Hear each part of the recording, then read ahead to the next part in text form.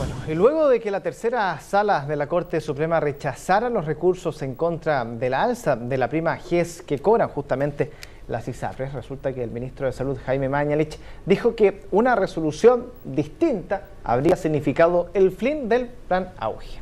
Para la Asociación de ISAPRES, en tanto, el fallo da tranquilidad a las empresas respecto a la cobertura Auge, pero queda pendiente la forma como se calcula el reajuste de los planes de salud. Queremos ahondar en estos temas. Vamos a conversar con el abogado de la ISAPRE Cruz Blanca, Germán Concha. Buen día, abogado. ¿Cómo le va? Buen día. Buenos días. Gracias. Bueno, ¿cómo han recibido este fallo? Y, bueno, me imagino que bien. Bueno, efectivamente Claro. es un fallo favorable.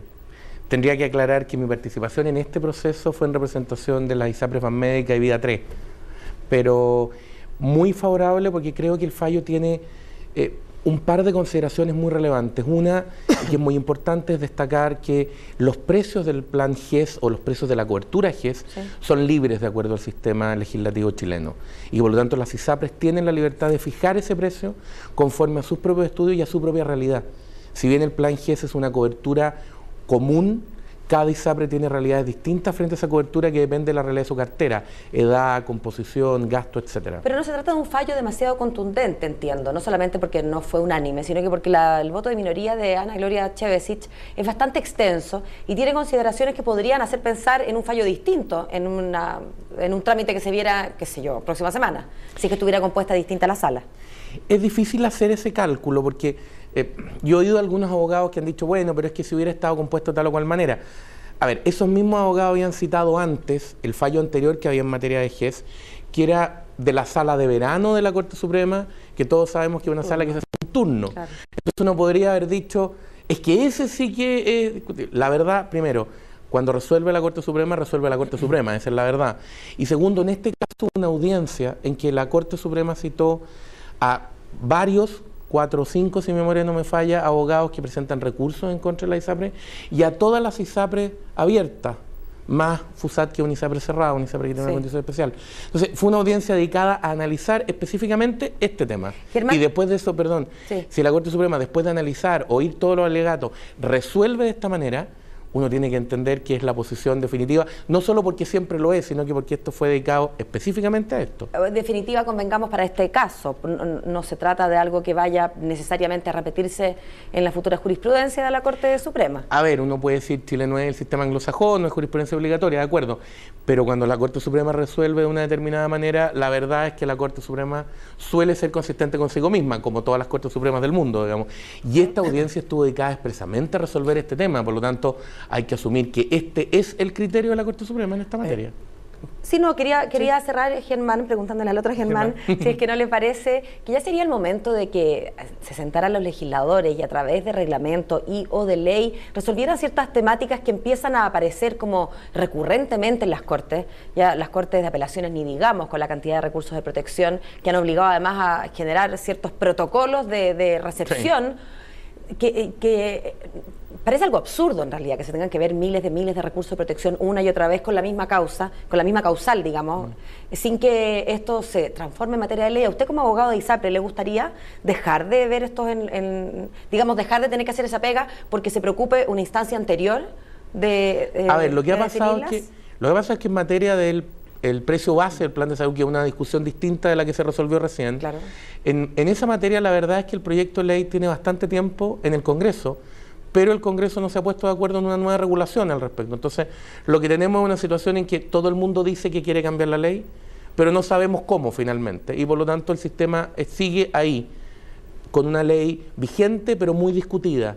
Lo que ha ocurrido, que creo que es muy importante en materia de GES, la sentencia reciente, es que se había iniciado un proceso similar y habían empezado este año a presentarse grandes cantidades de recursos sobre el GES, al igual que fue en el pasado sobre el precio base. La diferencia es que en este caso la Corte Suprema, insisto, después de revisar en una audiencia específica dedicada solo a ese tema, solo este tema, o ir a toda la ISAPRE, o ir a todos los abogados que presentan recursos en contra de ISAPRE, y resuelve con un fallo que, me voy a permitir discrepar, es contundente al revés, es contundente en el sentido que deja claramente establecido, primero, que las ISAPRES tienen la libertad de fijar el precio, y segundo, que los antecedentes de la fijación de precios acreditan que se ha obrado de manera razonable y que aquí no hay ni arbitrariedad ni discriminación y que por lo tanto es perfectamente lícito. ¿Y qué se dijo de las platas que habían sobrado? Porque ese es uno de los argumentos, ¿no? Que se sobró mucha plata por vía GES y que después alega que, bueno, subieron las coberturas, así que tenemos que subir el precio.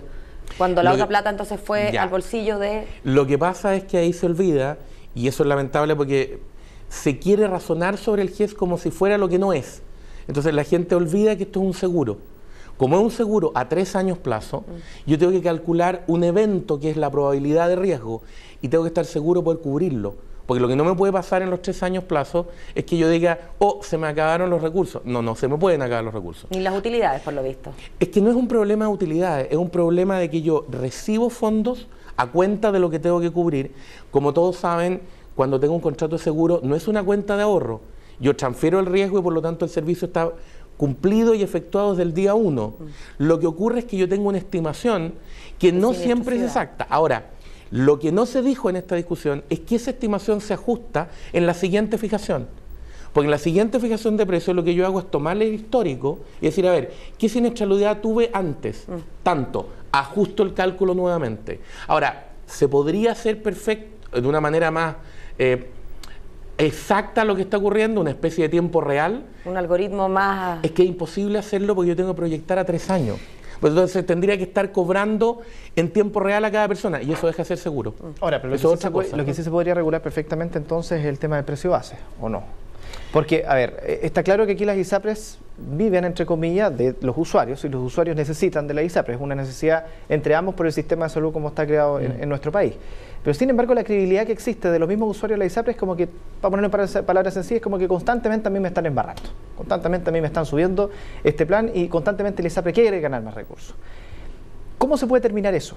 Porque claramente esto va con una bola de nieve, lo decíamos, ya los tribunales cada día están recibiendo cada día más recursos, estamos viendo lo que pasó con el GES, y esto es una bola de nieve que se viene y ya se están preparando para enero lo que puede pasar en enero y después para marzo. Entonces, ¿dónde detener esto desde el punto de vista de ustedes? Independiente que aquí se esté discutiendo en el Parlamento. A ver, yo creo que son dos cosas. Primero, necesitas ponerte de acuerdo bien, entender bien qué quieres hacer con la regulación de ISAPRES, porque lo que llama la atención es, como decía yo recién, que primero se hacen críticas que uno dice, bueno, está bien, pero eso no es propio de un contrato seguro.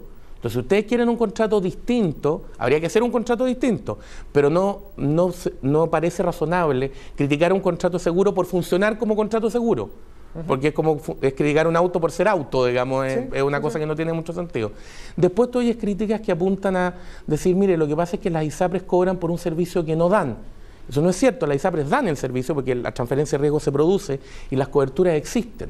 Ahora, lo que pasa en el precio base, tú podrías decir, por ejemplo, he oído gente que dice, sería más fácil si el precio base fuera plano, parejo, como es el precio del GES.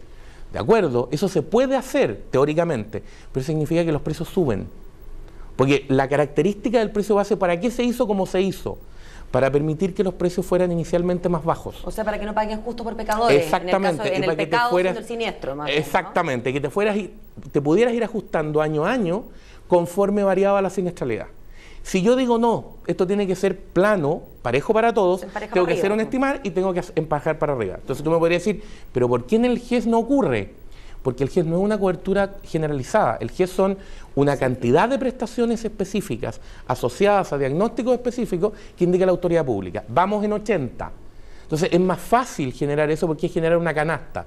Para poner un ejemplo que es más simple la comparación, el GES es algo así como comer un menú, por decirlo de alguna manera, que es un ejemplo no muy técnico pero gráfico. En el plan de salud tú estás a la carta. Entonces, evidentemente las situaciones son distintas. Cuando yo como menú, yo puedo preparar un menú, yo puedo cumplir con las condiciones nutricionales, etcétera, y puedo por lo tanto ajustar los precios. Cuando yo te voy a hacer un reembolso, plan de salud, contra lo que tú elijas en el restaurante que tú quieras, obviamente los precios son distintos, porque el que decide eres tú y los prestadores. Aquí, déjame dar un dato que es curioso. Si tú miras el proceso de otorgar salud en una sociedad, no son solo la ISAPRES es el asegurador que está al final del proceso, pero tú tienes médicos, prestadores clínicas, laboratorios, una cadena completa. En Chile solo discutimos el tema de la ISAPRES. Entonces esto es muy curioso, todo el resto de las cadenas está libre, cada uno cobra como quiere, que es lo correcto porque esta es una economía que funciona sobre precios libres, pero nadie discute esa parte de la cadena. Entonces todo viene y dice, no, es que el problema es la ISAPRE. No, si la ISAPRE es una consecuencia de cómo funciona la cadena entera. De los precios, de las frecuencias, de la cantidad de uso, de que la gente está usando más. Hay un vacío. Lo que pasa es que más que un vacío legal, pues yo creo que la legislación ha existido siempre en el diseño. Hay un problema de que la opinión pública no quiere reconocer que así como es lícito que la clínica cobre por lo que hace, la ISAPRE también está cobrando por un servicio que ofrece. Lo que pasa es que se ve menos, porque el típico servicio financiero es un seguro. Entonces, es que no me ayuda. Si no fuera por eso, usted no tendría acceso a la cobertura de salud. Y eso es lo que la opinión pública no reconoce como servicio realmente otorgado. Pero por último, ¿cómo se puede poner sobre la mesa si hemos visto, por ejemplo, algunas ISAPRES, clínicas, prestadores, en fin, que son todos de un mismo dueño? Entonces ahí entramos en otra temática también, porque yo como dueño pongo el tema que a mí me conviene poner sobre la mesa y el resto no lo coloco. Se ha hecho esa discusión respecto a la integración vertical. Yo creo que ahí también hay cifras que es interesante conocer. Los estudios respecto de prestaciones en clínicas que sean vinculables a la respectiva ISAPRE, los que se han hecho hasta ahora, demuestran que no son más del 25% del total respecto al ISAPRE. O sea, tampoco estamos en una situación en la que tú puedes decir, no, es que el ISAPRE envía, comillas, a todos sus afiliados a una determinada clínica. ¿Por qué? Porque nuestro sistema de salud se basa en la libre elección. Tú podrías tener un sistema que no se basara en la libre elección, y esa sería otra regulación. Pero nuestro sistema de salud trata de combinar mecanismos que abaraten los costos dentro de lo posible con libre elección, que es que el afiliado pueda, en principio, elegir a dónde va. Eso hace que sea un poco más caro el sistema, porque la libre elección siempre te sube un poco los precios, pero te garantiza libertad para elegir. Yo me quedo con la reflexión de que tratándose de salud, quizás sea utópico, pero probablemente todos queremos ir a un tenedor libre, ¿no? Para seguir con la... Efectivamente, a todos nos gustaría recibir un Mercedes-Benz y pagar una bicicleta. Claro, pero y cuando se trata de la salud, probablemente sea incluso más importante que el medio de transporte. Germán, muchas gracias por aclarar conceptos que a veces son difíciles de comprender con una pedagogía para legos. Muchas gracias, buen día. Perfecto.